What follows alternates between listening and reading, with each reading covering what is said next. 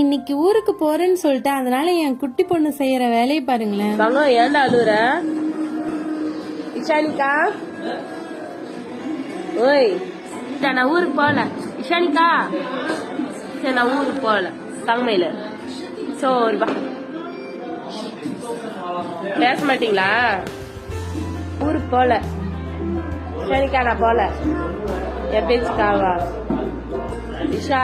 சரி சாரி, நான் போகல. ஓகே. சிட்டி போகணுமா போகக்கூடாதா?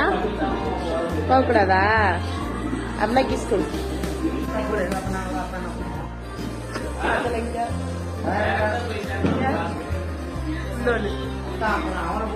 இஷா நான் போகல.